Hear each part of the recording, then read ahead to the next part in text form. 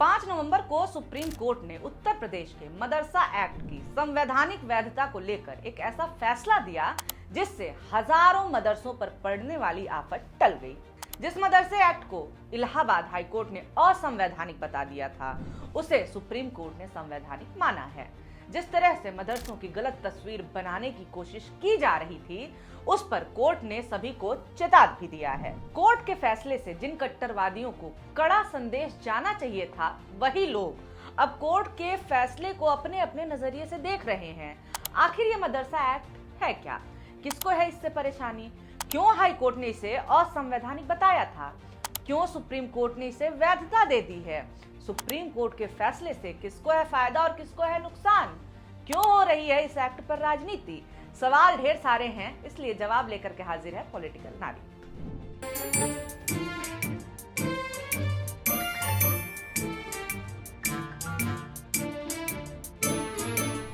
नमस्कार, मेरा नाम है निवेदिता शांडिल्य और आप देख रहे हैं पॉलिटिक्स। मुलायम सिंह यादव की सरकार ने उत्तर प्रदेश के मदरसों को रेगुलेट करने और उन्हें ठीक से चलाने के लिए 2004 में एक मसौदा तैयार किया था, जो अंत में मदरसा शिक्षा बोर्ड अधिनियम 2004 के रूप में सामने आया। एक्ट के जरिए राज्य में मदरसों की स्थापना, उनकी मान्यता, पाठ्यक्रम और प्रशासन के लिए एक रूपरेखा तैयार की जाती है। एक्ट मदरसों की गतिविधियों की देखरेख करने में बड़ी भूमिका निभाता है। मदरसों के पाठ्यक्रम को एनसीईआरटी तय करता है, जो कि एक्ट की ही देन है। अब मदरसा शिक्षा बोर्ड अधिनियम को लेकर पहला सवाल तब खड़ा हुआ जब 23 अक्टूबर 2019 को मदरसे में अस्थायी तौर पर काम करने वाले मोहम्मद जावेद ने इलाहाबाद उच्च न्यायालय में याचिका दायर करके अधिनियम की वैधता पर ही सवाल उठा दिया। मामले में सभी पक्षों को सुनने के बाद कोर्ट ने दो बड़े सवाल खड़े किए। पहला सवाल, क्या भारत जहां एक धर्मनिरपेक्ष संविधान है, वहां किसी व्यक्ति को सिर्फ इसलिए नियुक्त किया जा सकता है क्योंकि वो एक विशेष धर्म से जुड़ा हुआ है? क्या नियुक्ति को धर्म के आधार पर ना करते हुए योग्यता के आधार पर किया जा सकता है? कोर्ट का ये सवाल आरटीआई अधिनियम 2009 की धारा 2 से जुड़ा हुआ है। ये धारा शिक्षा संस्थानों में प्रबंधन समिति गठित करने का अधिकार देती है। सवाल बड़े थे, इसलिए इस मामले को बड़ी पीठ को सौंप दिया गया। इतना ही नहीं, इसके बाद इस मामले से जुड़ी जो भी याचिकाएं थी, वो बड़ी पीठ को ही दे दी गयी। इसी बीच एडवोकेट अंशुमन सिंह राठौर ने इलाहाबाद हाई कोर्ट में याचिका दायर करके मदरसा शिक्षा बोर्ड अधिनियम को संवैधानिकता के आधार पर चुनौती दे दी। याचिका में सवाल खड़ा किया गया कि उत्तर प्रदेश में मदरसे अल्पसंख्यक कल्याण विभाग के अधीन क्यों आते हैं, जबकि अन्य सभी अल्पसंख्यक शिक्षण संस्थान शिक्षा विभाग संभालता है।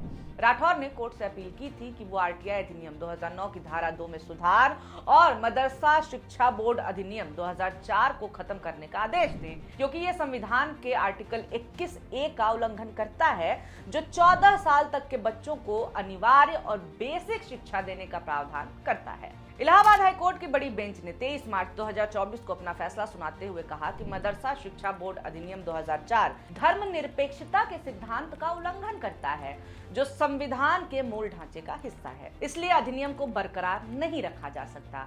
इसके साथ ही कोर्ट ने केंद्र सरकार और उत्तर प्रदेश की योगी सरकार से पूछा था कि ऐसा क्या कारण है कि मदरसा बोर्ड को राज्य के शिक्षा विभाग के बजाय अल्पसंख्यक विभाग की निगरानी में रखा गया है। मदरसों में पढ़ रहे बच्चों के भविष्य को देखते हुए कोर्ट ने आदेश दिया कि जो भी बच्चे मदरसों में पढ़ाई कर रहे हैं, उन्हें सामान्य स्कूलों में भेजा जाए। गौर करने वाली बात यहाँ ये है कि हाई कोर्ट का ये फैसला ऐसे समय में आया जब साल 2022 से उत्तर प्रदेश के तमाम मदरसे जांच का सामना कर रहे थे। योगी सरकार ने इस्लामिक शिक्षा संस्थाओं का सर्वेक्षण कराया और साल 2023 में मदरसों की फंडिंग जानने के लिए एक विशेष जांच दल यानी कि एसआईटी का गठन भी कर दिया था। विपक्ष ने योगी सरकार के इस कदम को मुसलमानों के खिलाफ एक प्रोपेगेंडा कहा था। इस साल मार्च में एसआईटी ने भी अपनी रिपोर्ट के आधार पर योगी सरकार से करीब 8000 मदरसों के खिलाफ कार्रवाई करने की सिफारिश की थी। एसआईटी का कहना था कि ये मदरसे गैर कानूनी तरीके से चलाए जा रहे हैं। इन मदरसों के पास कोई वैध अनुमति नहीं है, इसलिए इन्हें बंद कर देना चाहिए। रिपोर्ट में दावा किया गया कि करीब 80 मदरसों जो कि भारत की सीमा पर बने हुए हैं, उन्हें अलग अलग सोर्स से 100 करोड़ रुपयों की फंडिंग की गई थी। एसआईटी ने इसका खुलासा कहीं नहीं किया कि जो भी फंडिंग मदरसों मदरसों को मिल रही थी, क्या उसका उससे कोई लिंक है जो बीजेपी के नेता आए दिन मदरसों पर निशाना साधते हुए मनगढ़ंत आरोप लगाते हैं? इसका एक ताजा उदाहरण अभी हाल ही में देखने को मिला है। बिहार के मुख्यमंत्री नीतीश कुमार ने जब इस साल अगस्त में वक्फ बोर्ड की जमीनों पर 21 मदरसे बनवाने का ऐलान कर दिया, तो बिहार सरकार में सहयोगी पार्टी बीजेपी की नेता उषा ठाकुर ने मदरसे बंद करने की मांग ही कर दी। उन्होंने कहा कि मदरसों को इसलिए बंद कर देना चाहिए क्योंकि वहां पे आतंकवाद की शिक्षा दी जाती है, मदरसों में कट्टर बनना सिखाया जाता है। अब देखिए, इस देश में पॉलिटिकल पार्टियों के लिए फंडिंग एक ऐसी चीज है जिसको चाहते तो सब हैं, लेकिन कोई बताने के लिए तैयार नहीं होता है कि आखिर उनको फंडिंग मिल कहां से रही है। इलेक्टोरल बॉन्ड इसका सबसे बढ़िया उदाहरण है। जो बीजेपी अपने फंडिंग का जवाब देने से बच रही थी, उसे सुप्रीम कोर्ट के दबाव में फंडिंग का खुलासा करना पड़ा। लेकिन क्योंकि मामला यहाँ मुसलमानों से जुड़ा हुआ था और मदरसों के प्रति जो गलत धारणा कट्टरवादियों ने पाली हुई है, उनके लिए ये मौका था कि मदरसों के खिलाफ नफरत फैला पाए, इसलिए एसआईटी की रिपोर्ट का सहारा लेते हुए मदरसों की फंडिंग को सनसनी की तरह पेश कर दिया।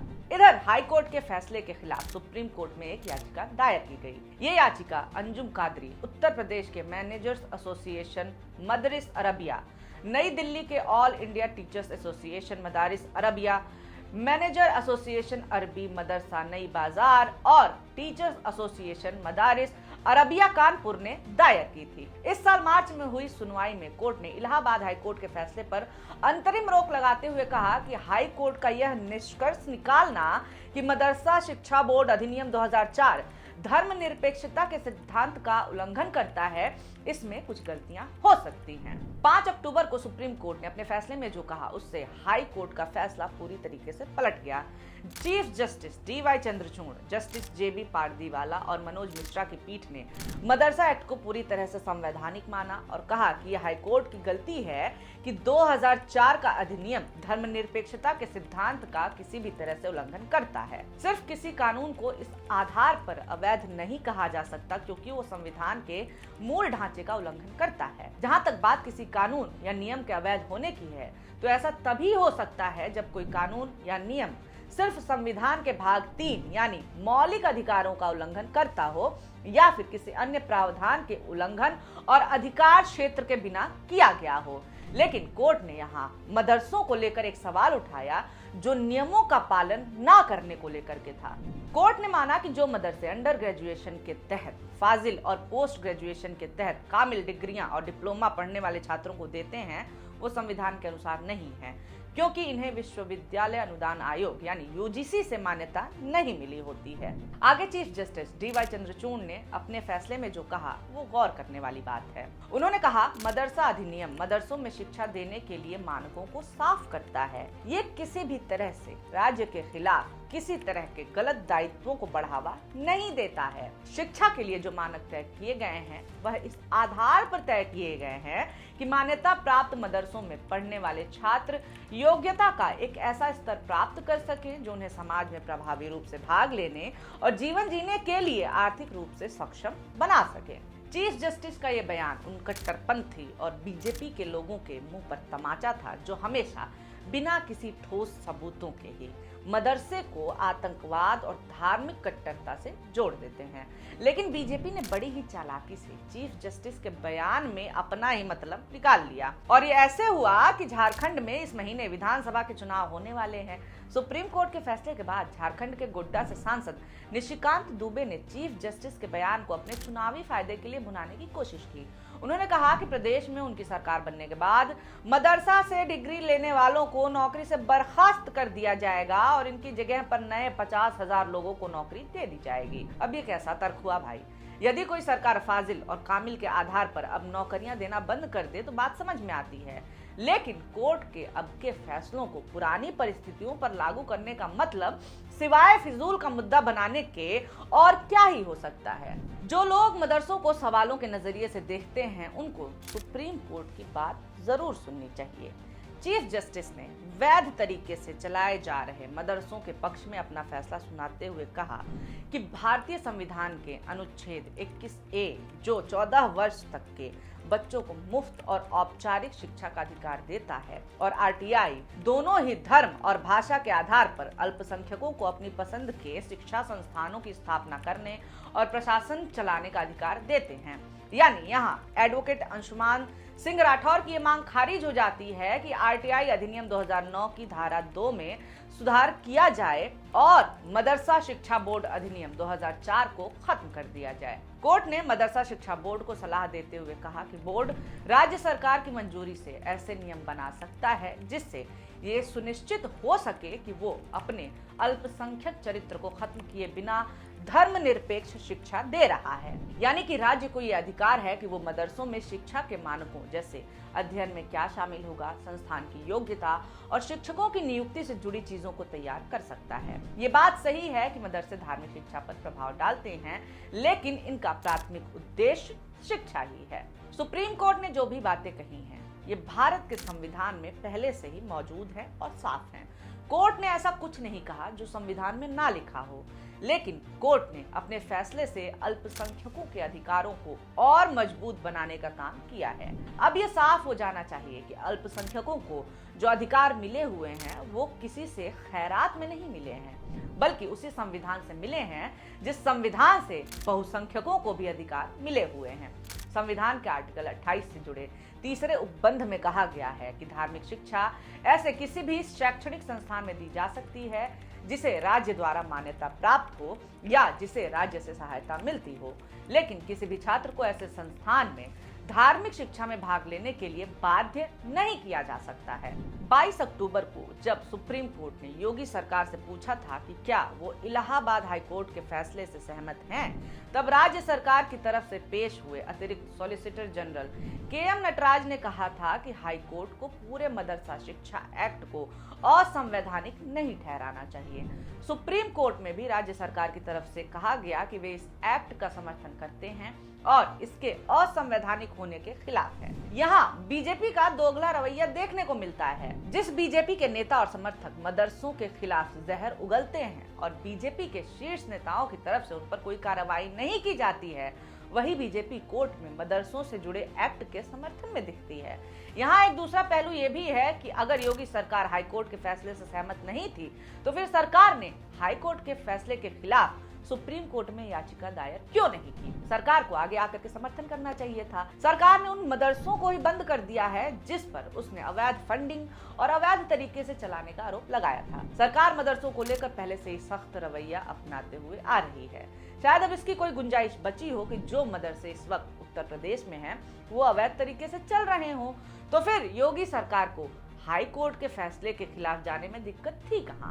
अब देखिए, भारत के चुनावों में धर्म एक बहुत बड़ी भूमिका निभाता है। चुनाव में खास तौर से नेताओं के भाषणों में किसी विशेष धर्म को लेकर नफरती भाषण अक्सर सुनने को मिल जाते हैं।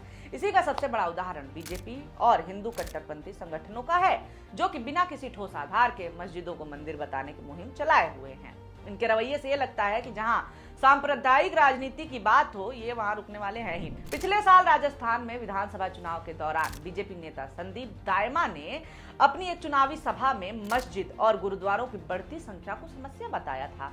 राजस्थान में चुनाव के दौरान दायमा ने कहा था कि अगर कांग्रेस उम्मीदवार जीत जाती है तो मस्जिदों और गुरुद्वारों की संख्या बढ़ जाएगी और स्थानीय लोगों के लिए इससे समस्या पैदा होगी। अगर बीजेपी की सरकार राज्य में आती है तो इन्हें उखाड़ दिया जाएगा। सिख समुदाय ने दायमा के बयान की निंदा तो की है, इसके अलावा प्रदर्शन भी किया है। हालातों को देखते हुए दायमा को बाद में अपने बयान को लेकर के माफी भी मांगनी पड़ी थी। बीजेपी नेता अश्विनी उपाध्याय ने अल्पसंख्यकों के धार्मिक स्थलों पर नियंत्रण को लेकर सवाल उठाया कि मंदिर पर तो सरकारों का नियंत्रण है, जबकि मस्जिदों पर सरकार का कंट्रोल नहीं होता है, ऐसा क्यों? दिल्ली के कालका मंदिर पर सरकार का कंट्रोल है, लेकिन जामा मस्जिद पर सरकार का कंट्रोल क्यों नहीं है? 18 राज्यों के मंदिर सरकार के कंट्रोल में हैं, लेकिन मस्जिद और चर्च क्यों नहीं है? अश्विनी उपाध्याय को सुप्रीम कोर्ट का ये फैसला जरूर पढ़ना चाहिए। कुछ तो उन्हें अंदाजा होगा, क्योंकि उनके बयानों से लगता ही नहीं है कि उन्होंने कभी भी संविधान पढ़ा है। उत्तर प्रदेश की ही बात है कि राष्ट्रीय बाल अधिकार संरक्षण आयोग की मदरसा फंड रोकने की सिफारिश पर टिप्पणी करते हुए भाजपा के राष्ट्रीय प्रवक्ता आरपी सिंह ने कहा कि शिक्षा को बढ़ावा देने के बजाय मदरसे इस्लाम को बढ़ावा दे रहे हैं। शिक्षा के अधिकार के तहत किसी भी बच्चे को जबरन दूसरे धर्म के बारे में नहीं पढ़ाया जा सकता। मदरसों में दूसरे धर्म के बच्चों पर इस्लामिक ज्ञान थोपा जा रहा है। शिक्षा को बढ़ावा देने के बजाय मदरसे इस्लाम को बढ़ावा दे रहे हैं। एनसीपीसीआर की रिपोर्ट पर समाजवादी पार्टी के प्रमुख अखिलेश यादव ने भाजपा सरकार पर आरोप लगाया कि वो अल्पसंख्यक संस्थानों को जानबूझ करके निशाना बना रहे हैं। इस वक्त यूपी में चल रहे मदरसे कई परेशानियों से जूझ रहे हैं। इस साल के शुरुआती महीनों में आर्थिक परेशानियों का सामना कर रहे मदरसों से जुड़ी खबरें काफी चर्चा में आई थी। वैसे तो केंद्र सरकार मदरसों को आधुनिक बनाने का दावा करती है, लेकिन उन्हीं मदरसों में पढ़ाने वाले शिक्षकों को 2017 से ही वेतन नहीं दिया जा रहा है। कई खबरों के अनुसार साल 2013 से कई राज्यों के मदरसों को केंद्र सरकार की तरफ से मिलने वाली आर्थिक सहायता दी ही नहीं जा रही है।